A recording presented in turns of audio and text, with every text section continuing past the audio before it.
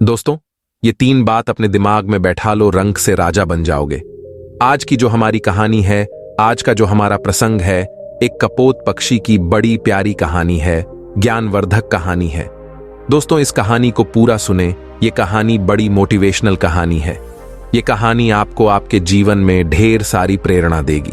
इस कहानी को यदि आप गौर से सुनते हैं और इस कहानी की 3 बातों पर यदि आप अमल करते हैं, तो प्रिय दर्शकों, आप इस संसार में किसी भी कोने में रहे, संसार के किसी भी कोने में घूमे, आप कभी भी आप किसी भी संकट में नहीं पड़ सकते। ये कहानी आपको आपके जीवन में ढेर सारी प्रेरणा देगी। इस कहानी में ऐसी 3 ज्ञानवर्धक बातें हैं, इनको आप जरूर सुने। दोस्तों, शुरू करते हैं आज की प्यारी सी कहानी। एक जंगल में 2 कपोतक पक्षी रहते थे। बारिश का मौसम था, झिलमिल झिलमिल बारिश बरस रही थी। तब दोनों कपोतक पक्षी एक बट वृक्ष के खोखल में जाकर बैठ जाते हैं और बारिश मूसलाधार बरसने लगती है। तभी उनके पास एक तीसरा कपोतक पक्षी उड़ता हुआ और भीगता हुआ आता है और उनसे कहता है कि थोड़ी जगह मुझे भी दे दीजिए, मैं बारिश में भीग रहा हूं। लेकिन उस वट वृक्ष के खोखले में इतनी पर्याप्त जगह नहीं थी कि 3 पक्षी आ सके, क्योंकि दोनों पहले बैठे हुए थे। क्योंकि इतनी ही पर्याप्त जगह थी जिसमें दोनों बैठे हुए थे। अब तीसरा पक्षी उड़ता हुआ भीगता आता है और उनसे जिद करने लगता है और उनसे कहता है कि आप मुझे थोड़ी जगह दे दीजिए, मेरी सहायता कीजिए। जब दोनों पक्षी ही जो पहले से बैठे हुए थे वो इनकार कर देते हैं। वो कहते हैं कि यहां पे इतनी पर्याप्त जगह नहीं है जो हम आपको बिठा सके। तब भीगता हुआ पक्षी कहता है कि तुम मूर्ख तो नहीं हो जो मुझे जगह नहीं दे रहे हो। तब वो दोनों पक्षी कहते हैं कि भाई, हमारे पास इतनी पर्याप्त जगह नहीं है, हम दोनों ही बड़ी मुश्किल से इसके अंदर बैठे हैं। लेकिन फिर से वो कहता है कि तुम दोनों ही मूर्ख हो। वो दोनों पक्षी फिर से कहते हैं कि भाई, यदि हमारे पास जगह होती तो हम आपको जरूर बिठाते, लेकिन आप खुद देख लीजिए, हमारे पास इतनी पर्याप्त जगह नहीं है कि हम आपको बिठा सके। अंततः वो भीगता हुआ कपोत पक्षी उन पक्षियों के ऊपर जाके बैठ जाता है। तब दोनों पक्षी ही उसको धक्का मार के और फिर से नीचे गिरा देते हैं। वो फिर से नीचे से उठता है और फिर कहता है कि तुम दोनों बिल्कुल मूर्ख हो, और फिर से उनके ऊपर जाके बैठ जाता है और फिर से वो पक्षी उसको धक्का मार के नीचे गिरा देते हैं। इसी तरह काफी देर चलता रहता है और वो उड़ता हुआ पक्षी उनसे बार बार कहता है कि तुम दोनों मूर्ख हो, तुम दोनों सबसे बड़े मूर्ख हो। हर बार वो इसी बात को कहता। लेकिन उस वट वृक्ष के जब थक जाते हैं तो भीगता हुआ पक्षी वहां से उड़ के चला जाता है और वो दोनों पक्षी उसी वट वृक्ष के खोखले में बैठे रहते हैं। तब उस कपोत तक पक्षी की पत्नी अपने पति से कहती है कि पिया जी, अभी जो पक्षी आया था कि ये बार बार हम दोनों से मूर्ख कह रहा था।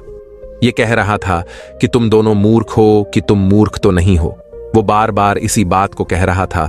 तो ये मूर्ख होता कौन है? मूर्ख होता कैसा है? मूर्ख दिखता कैसा है? आप मुझे इस बात को बताइए तो दोस्तों।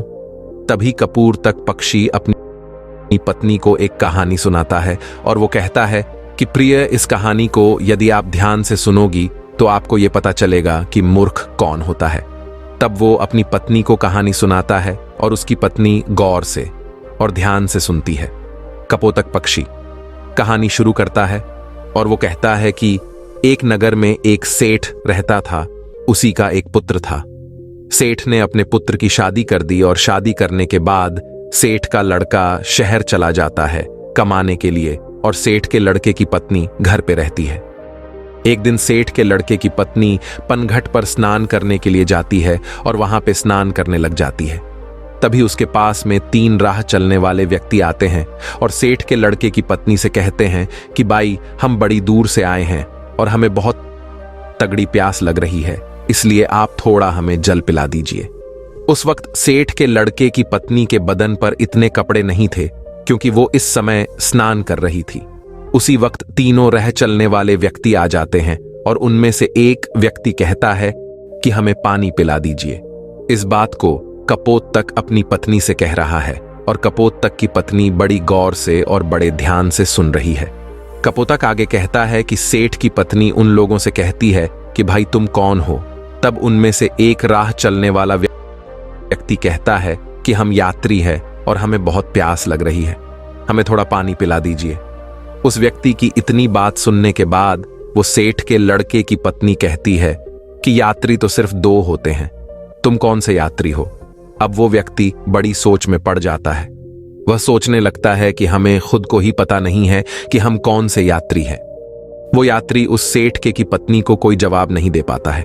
तभी दूसरा व्यक्ति बोलता है और वो कहता है कि मुझे बहुत प्यास लग रही है और प्यास के मारे मेरे हलक सूखे जा रहे हैं, इसलिए आप मुझे पानी पिला दीजिए। वह सेठ के लड़के की पत्नी कहती है कि भाई तुम कौन हो। तब वो व्यक्ति जवाब देता है और वो कहता है कि मैं अनपढ़ गवार हूं, आप मुझे पानी पिला दीजिए।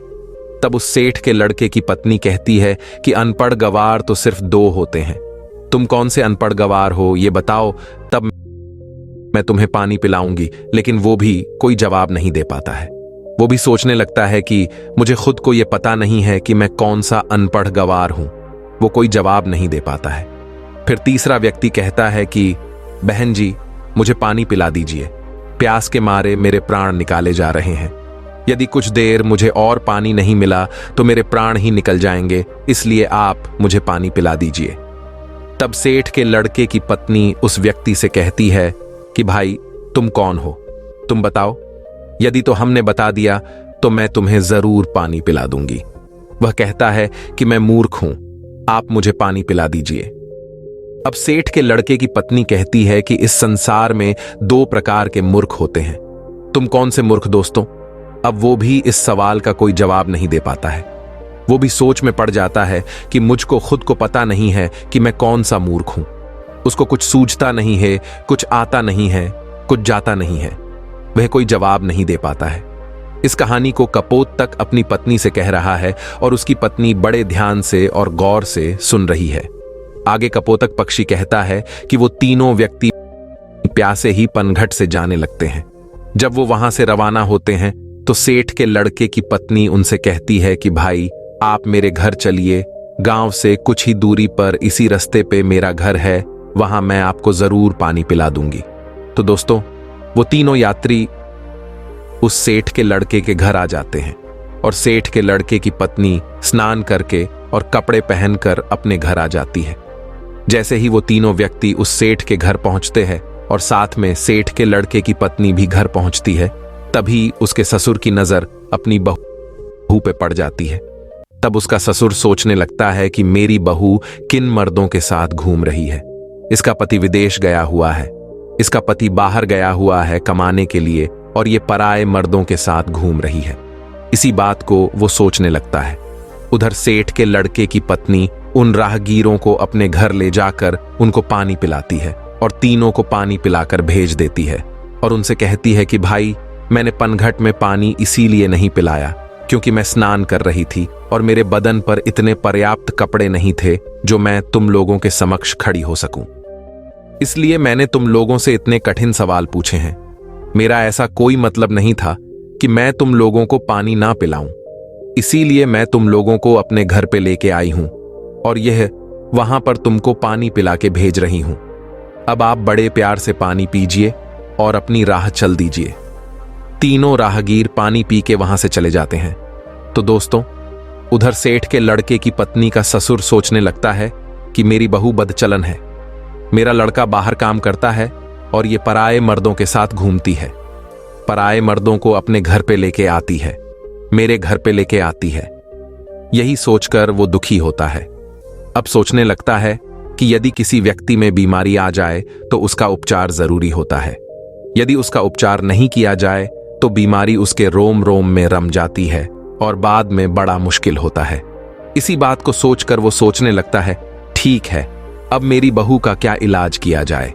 ये भी बदचलन हो गई, बदमाश हो गई है, पराये मर्दों के संग घूमती है, इसका पति बाहर रहता है इसलिए यह बिगड़ चुकी है। अब इसका इलाज किया जाए तो क्या किया जाए। अब सोचने लगता है कि क्यों ना मैं इसका फैसला राजा से करवाऊं। तो दोस्तों इसी बात को सोचकर उस महिला का ससुर राजा के दरबार में पहुंच जाता है और राजा को यह सारी घटना सुना देता है। तभी राजा अपने सैनिकों को आदेश देता है कि जाओ सेठ के लड़के की बहू को तुरंत दरबार में हाजिर किया जाए। दोस्तों इस बात को कपोत तक पक्षी अपनी पत्नी से कह रहा है और उनकी पत्नी बड़े ध्यान से और बड़े गौर से सुन रही है। तभी राजा के सैनिक सेठके की पत्नी के पास जाते हैं और उनसे कहते हैं कि तुम्हें महाराज ने दरबार में हाजिर होने का हुक्म दिया है और तुम दरबार में चलो। तभी सेठ के लड़के की पत्नी कहती है कि भाई आप सबसे पहले अपने राजा से ये पूछ कर आइए कि उन्होंने मुझे किस रूप में बुलाया है, बेटी के रूप में बुलाया है या बहू के रूप में बुलाया है या माँ के रूप में बुलाया है, किस रूप में उसने मुझे दरबार में बुलाया है।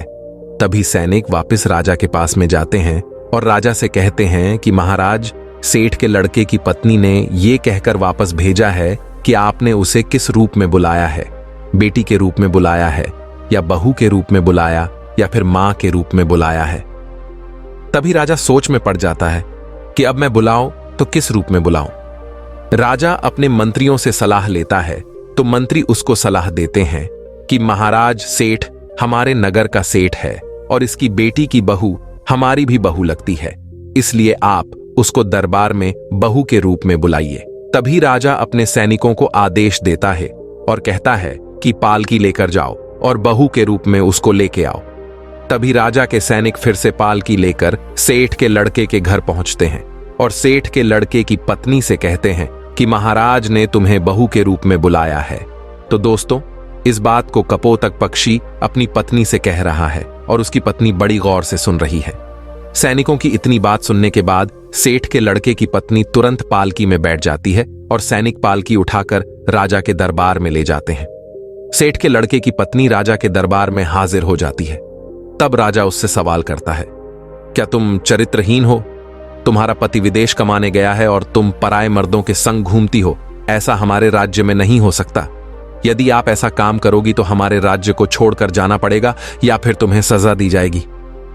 राजा इतनी बात कहता है। तब सेठ के लड़के की पत्नी राजा को जवाब देती है और कहती है कि महाराज, मैं एक पतिव्रता स्त्री हूं। मुझ पर कलंक लगाने से पहले आप थोड़ा सोच लीजिए, क्या किसी प्यासे को पानी पिलाना, किसी भूखे को भोजन खिलाना कोई अपराध है? यदि आपके राज्य में ऐसा संविधान है कि किसी भूखे को भोजन खिलाना या प्यासे को पानी पिलाना अपराध है, तो हां, मैंने अपराध किया है और यह अपराध मैं बार बार करूंगी। इतनी बात सुनने के बाद राजा बड़ा चिंतित होता है और राजा कहता है, क्या मुझे पूरी बात विस्तार से बताइए कि बात क्या है? तब वो महिला सेठ के लड़के की पत्नी राजा को पूरी सच्चाई कहती है कि महाराज, मैं पनघट पर स्नान कर रही थी, तभी 3 राह चलने वाले व्यक्ति आती है और वो कहते हैं कि हमें प्यास लग रही है, हमें पानी पिला दीजिए। उस वक्त मेरे बदन पे इतने पर्याप्त कपड़े नहीं थे कि उनके समक्ष मैं खड़ी होकर उनको पानी पिला दूं। इसीलिए मैंने बैठे बैठे उन लोगों से इतने कठिन सवाल पूछे कि वो जवाब नहीं दे सके। उसके बाद उनको मैंने अपने घर भेजा। उसके बाद मैं कपड़े पहनकर अपने घर आई। घर आने के बाद उन लोगों को मैंने पानी पिलाकर वहां से भेज दिया। अब इसमें मैंने गलत क्या किया है? उस महिला की इतनी बात सुनने के बाद राजा कहता है कि तुमने ऐसे कौन से कठिन 3 सवाल पूछे? वो सवाल हमें भी बताइए। जब सेठ के लड़के की पत्नी वो 3 सवाल राजा के समक्ष रखती है तो राजा भी बड़ा सोच में पड़ जाता है। राजा के अंतरी मंत्री भी सोच में पड़ जाते हैं। उनसे भी इन तीनों सवालों के कोई जवाब देते नहीं बनता है। अंत में राजा परेशान हो जाता है और 3 सवालों के उत्तर जानने का बड़ा इच्छुक होता है। तभी राजा सेठ के लड़के की पत्नी से कहता है कि बहुरानी, हमको इन प्रश्नों के उत्तर नहीं आते हैं। हमारे किसी भी विद्वान पंडित के पास इन प्रश्नों के उत्तर नहीं है। हमारे किसी भी मंत्री के पास इन प्रश्नों के उत्तर नहीं है, तो फिर आप ही हमें इन प्रश्नों के उत्तर बता दीजिए। तब वो महिला सेठ के लड़के की पत्नी हाथ जोड़कर के राजा से कहती है कि महाराज, ये तीनों प्रश्न बड़े अनमोल है और इनके उत्तर उनसे भी ज्यादा अनमोल है। इसलिए आपसे विनती है, इन तीनों प्रश्नों के उत्तर मैं आपको बता दूंगी, लेकिन बदले में मुझे क्या मिलेगा? वो महिला कहती है कि महाराज, यदि सौदा हो तो बराबर का हो। वो महिला सेठ के लड़के की पत्नी बड़ी चतुराई से अपने दिमाग का इस्तेमाल करती है। तभी राजा बड़ी सोच में पड़ जाता है और अंततः राजा परेशान हो जाता है। सोचने लगता है कि तीनों प्रश्न बड़े अनमोल हैं और इन तीनों प्रश्नों का उत्तर भी बड़ा अनमोल है। इनको जानना बहुत जरूरी है। यही सोचकर राजा कहता है, दोस्तों कहते हैं ना कि जो राजा मूर्ख हो उसको कोई भी लूट सकता है, और आधा राज्य जिस पे आप शासन करोगी और आधे पे हम करेंगे। ठीक है, आप आपके तीनों अनमोल प्रश्नों के उत्तर हमें बता दीजिए। दोस्तों, सेठ के लड़के की पत्नी वो पूरी लिखावट करवाती है, आधा राज्य अपने कब्जे में लेती है और फिर उन तीनों प्रश्नों के उत्तर बताती है, और वो कहती है कि महाराज अब गौर से सुनो तीनों प्रश्नों के उत्तर।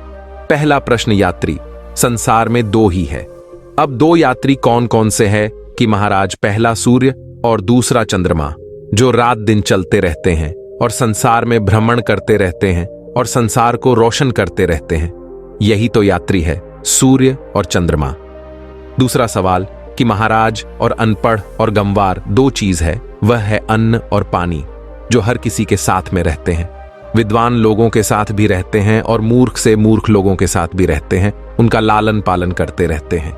यही सबसे अनपढ़ और गंवार है, जो अज्ञानी को भी वही स्वाद देते हैं और विद्वान को भी वही स्वाद देते हैं। तीसरा सवाल, मूर्ख भी दो प्रकार के होते हैं। पहला मूर्ख है जो मेरा ससुर है, जो अपने घर की बात को एक दूसरे से आके कहता है, वही सबसे बड़ा मूर्ख होता है। यदि मेरे ससुर ने इस बात को मुझसे आकर पूछा होता तो वहीं पर इनको मैं पूरी सच्चाई बता देती। मेरे घर की इज्जत नीलाम नहीं होती, मेरी इज्जत इस तरह भरे दरबार में उछाली नहीं जाती, मेरे घर की बदनामी नहीं होती। आधा राज्य अपने कब्जे में लेती है और फिर उन तीनों प्रश्नों के उत्तर बताती है, और वो कहती है कि महाराज अब गौर से सुनो तीनों प्रश्नों के उत्तर। पहला प्रश्न यात्री, संसार में दो ही है। अब दो यात्री कौन कौन से हैं कि महाराज पहला सूर्य और दूसरा चंद्रमा, जो रात दिन चलते रहते हैं और संसार में भ्रमण करते रहते हैं और संसार को रोशन करते रहते हैं। यही तो यात्री है, सूर्य और चंद्रमा। दूसरा सवाल कि महाराज और अनपढ़ और गंवार दो चीज है, वह है अन्न और पानी, जो हर किसी के साथ में रहते हैं। विद्वान लोगों के साथ भी रहते हैं और मूर्ख से मूर्ख लोगों के साथ भी रहते हैं, उनका लालन पालन करते रहते हैं। यही सबसे अनपढ़ और गंवार है, जो अज्ञानी को भी वही स्वाद देते हैं और विद्वान को भी वही स्वाद देते हैं। तीसरा सवाल, मूर्ख भी दो प्रकार के होते हैं। पहला मूर्ख है जो मेरा ससुर है, जो अपने घर की बात को एक दूसरे से आके कहता है, वही सबसे बड़ा मूर्ख होता है। यदि मेरे ससुर ने इस बात को मुझसे आकर पूछा होता तो वहीं पर इनको मैं पूरी सच्चाई बता देती। मेरे घर की इज्जत नीलाम नहीं होती, मेरी इज्जत इस तरह भरे दरबार में उछाली नहीं जाती, मेरे घर की बदनामी नहीं होती। इसीलिए दोस्तों, हमेशा अपने दिमाग को सही जगह और सही निशाना लगाकर के चलाइए, आप कभी भी फेल नहीं हो सकते। जो लोग अपने दिमाग का सही सदुपयोग नहीं करते हैं, वो लोग हमेशा पीछे रहते हैं और एक दिन ऐसा आता है कि उनका पतन हो जाता है। इसलिए अपने दिमाग का, अपनी बुद्धि का सही उपयोग करें। हम उम्मीद करते हैं कि दोस्तों इस कहानी से आप ढेर सारी प्रेरणा लेंगे। दोस्तों, मिलते हैं आने वाली अगली वीडियो में, तब तक के लिए नमस्कार।